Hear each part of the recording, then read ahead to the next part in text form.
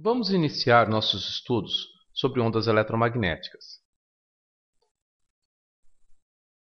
Então, considere que uma partícula carregada negativamente, esta partícula vermelha, está conectada a uma mola ideal, de tal forma que a mola não está distendida e a partícula permanece em repouso devido à ação de uma força externa, vertical e dirigida para cima, aqui representada pela ação da mão. Temos um pouco mais distante uma bússola cuja agulha orienta-se na direção do campo magnético terrestre. Temos também uma partícula carregada negativamente que está presa a uma mola ideal.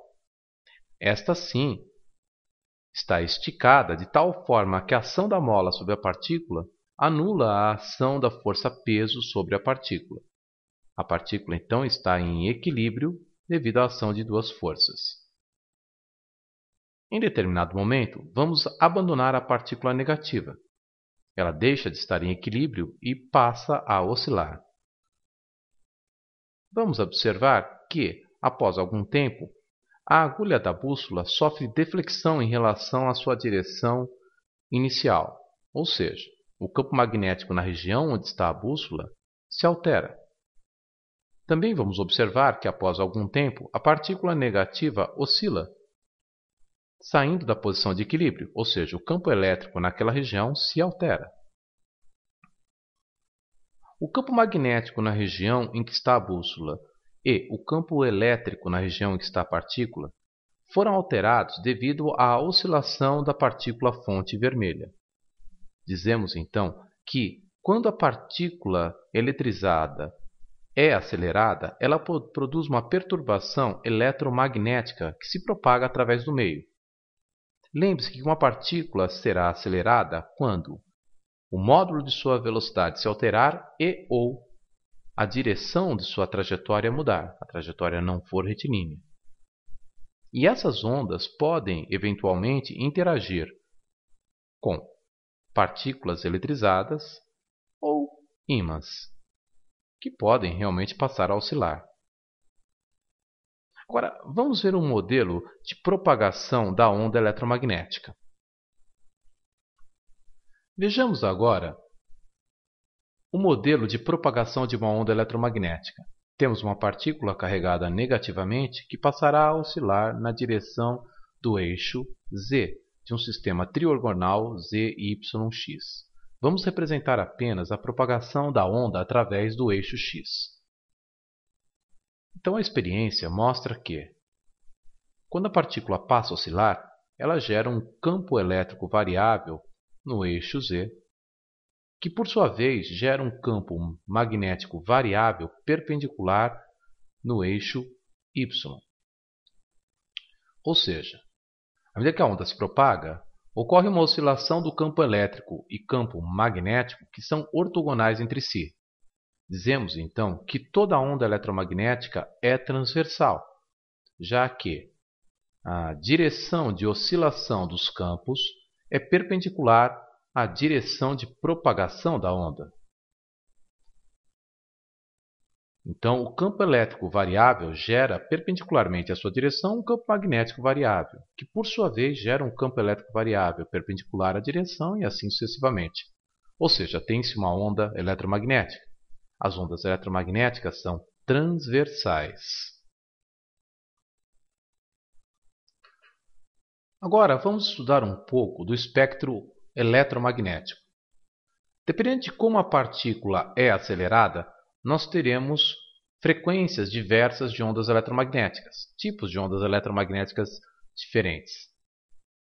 Lembre-se que todas as ondas eletromagnéticas propagam-se através do vácuo com uma velocidade de aproximadamente igual a 3 vezes 10 oitava metros por segundo. Observe que as chamadas ondas mecânicas não podem se propagar através do vácuo, pois exige um meio material para se propagar, o som, por exemplo. Vamos analisar então o espectro de emissão das ondas eletromagnéticas. Temos aí o eixo da frequência. De 10 a quarta Hz a 10 a nona Hz, temos as chamadas ondas de rádio, que são produzidas quando um elétron ou um grupo de elétrons, está sujeito a força elétrica e força magnética.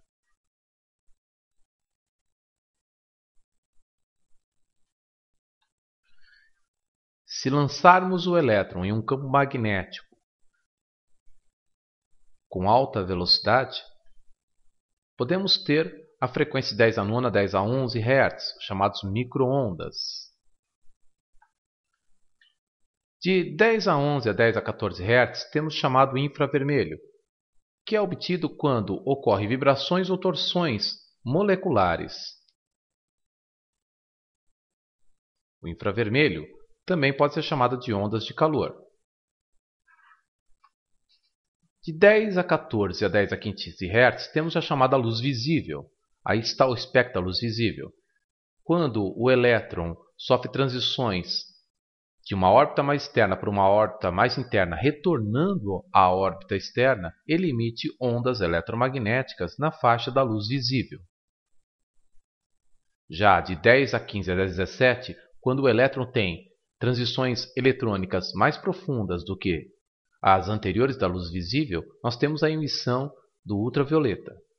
Então, ao ser incentivado através de ação externa, o elétron, ao passar de uma órbita mais externa para uma órbita mais interna e ao retornar à órbita externa, emite ondas eletromagnéticas.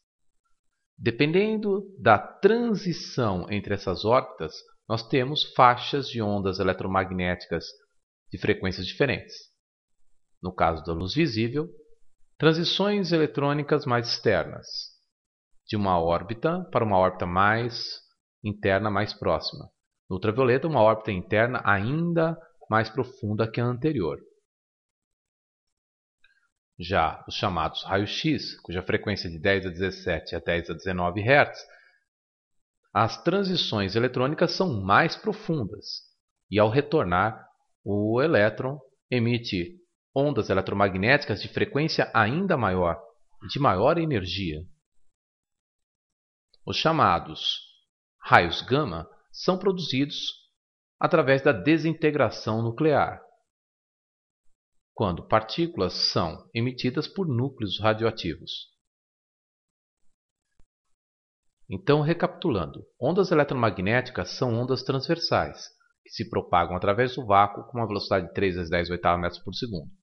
Variações de campo magnético produzem campos elétricos variáveis, que por sua vez produzem campos magnéticos também dependentes do tempo, e assim por diante, permitindo que a energia seja transmitida além de informações a grandes distâncias. São exemplos de ondas eletromagnéticas as ondas de rádio emitidas pelas emissoras de rádio, as ondas emitidas pelas emissoras de TV, os microondas, cujo um exemplo de aplicação é o radar, e o próprio forno em microondas. O infravermelho, ondas de calor. A luz visível, vermelho, alaranjado, amarelo, verde, azul, anil, violeta, não é? É uma parte do espectro da luz visível. O ultravioleta, raio-x e raio gama.